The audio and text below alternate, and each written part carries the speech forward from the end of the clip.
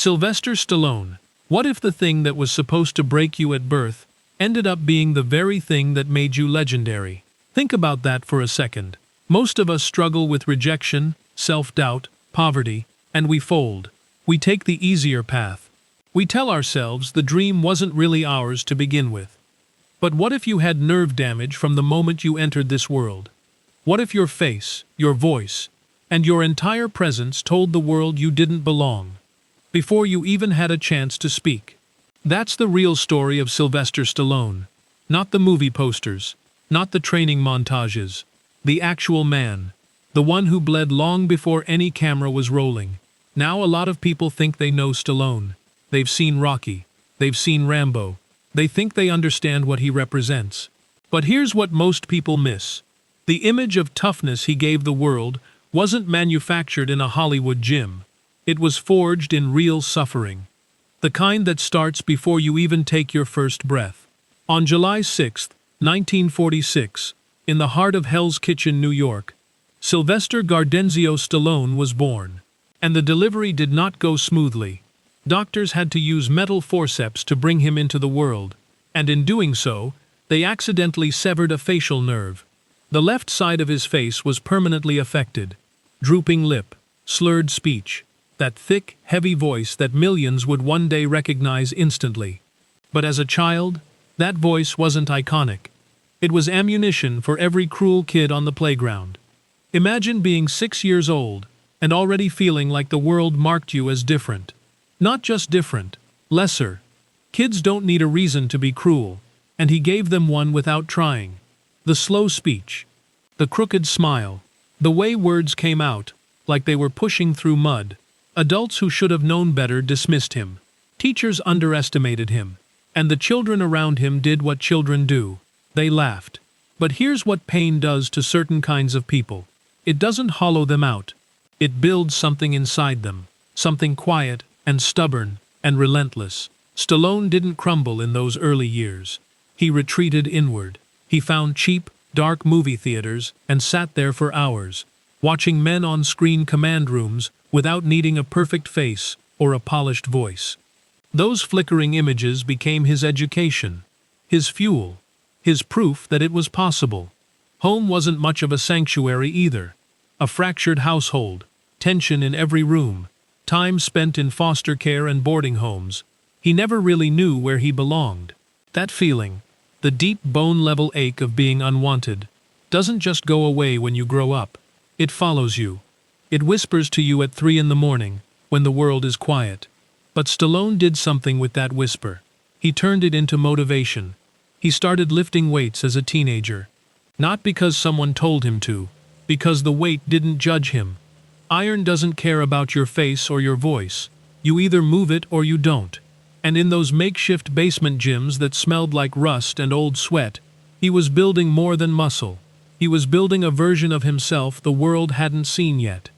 By the time he was a young man trying to crack into Hollywood, he understood one brutal truth early. He was never going to be the guy they cast as the charming leading man. His look wasn't what the studios wanted. His voice wasn't what directors were searching for. So he took whatever scraps the industry threw at him. Small roles, rough characters, forgettable appearances in films most people never watched. He lived in a freezing apartment with holes in his shoes and barely enough money for food, and he kept showing up anyway. Now, this is the part of the story that separates the ones who make it from the ones who almost did. Stallone sat down at a rusted typewriter, and he wrote. He wrote the story of a broken-down club fighter from Philadelphia. A man everyone laughed at. A man with no shot, and no polish, and no reason to believe the world owed him anything. Who just wanted to go the distance. To prove he wasn't nothing. That story was Rocky. And it was really his own. When producers read it, they loved it. They absolutely wanted to make it. But they took one look at Stallone and said no. They wanted a real star. Someone safe. Someone proven. And they started making offers. Serious offers. Some accounts put the number as high as $360,000. For a man who couldn't afford his next meal, that wasn't just money. That was survival. That was everything. He said no. Let that sit for a moment. He walked away from life-changing money because he knew if he sold that script and watched someone else step into Rocky Balboa's shoes, he'd spend the rest of his life wondering what he gave away. The studios eventually relented, gave him a modest budget and a tight shooting window, and Stallone stepped onto that set in Philadelphia like a man who had been waiting his whole life for that single moment. And it wasn't acting. That's what made it work. When you watch those early scenes, the cold streets, the damp training gym, the way he moved with that tired, heavy dignity, you're not watching performance. You're watching a man finally speaking in his own language. Every rejection, every empty stomach, every laugh at his expense. It was all right there in every frame. The world felt it, and they showed up in massive numbers to feel it again and again. By the 1980s, Stallone wasn't just famous. He was a global phenomenon. Rocky III, Rocky IV, the entire Rambo franchise. He was one of the biggest box office forces on the planet. And to maintain that image, he pushed his body to places it was never designed to go. During preparation for Rocky III, he reportedly dropped his body fat down to around 2.8%. That's not a fitness goal, that's medically dangerous territory. Audiences saw a statue carved out of stone. Behind the camera was a completely exhausted human being surviving on coffee and discipline and sheer refusal to stop. Then came Rocky IV. He wanted the fight with Dolph Lundgren to look real, so he told his co-star to actually hit him. And Lundgren listened. A blow landed directly on Stallone's chest and sent his heart into a swell.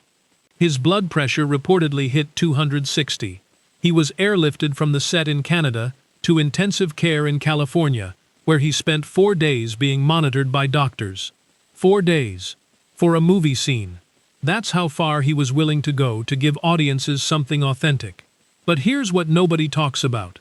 The loneliness of being that kind of legend. The applause is deafening when it's happening, and completely silent when it stops. He'd come home after these massive productions, after months of physical punishment and public performance, and the world at home wasn't waiting for a superhero. It was waiting for a husband, a father, a real person. And that transition? That's harder than any fight scene. Jennifer Flavin has been his partner through most of it. Not the glossy, promotional version of their life together. The actual version. The one where he comes through the door stiff and exhausted, and carrying old injuries that no premiere can cure. She's seen him without the armor. The moments when the image slips, and what's left is just a man wrestling with the weight of his own history. In 2022, after 25 years of marriage, she filed for divorce. The world noticed. And then, quietly, they found their way back to each other. Not with a dramatic reconciliation scene. Not with a press release. Just two people deciding that what they had built was worth fighting for differently. With patience, with listening, with the decision to keep trying when it would have been easier to walk away. And then there's the grief. The grief that no movie could have scripted. In the summer of 2012, Stallone lost his eldest son, Sage Stallone, who passed away at just 36 years old. For a man who had spent decades playing protectors, men who saved people, men who stood between innocence and danger, there is nothing more devastating than facing a loss you couldn't prevent. There was no fight to win here. No training that could have prepared him. No sequel where everything gets set right. He grieved privately. And that restraint, that choice to keep his most sacred pain away from the cameras, that might be the truest portrait of who he really is. Not the man throwing punches in a frozen meat locker, but the father who stood at the edge of an impossible sorrow and somehow kept going. The physical toll of everything has become undeniable in recent years. His back, his neck, a metal plate placed there after an injury on The Expendables set during a fight scene with Steve Austin.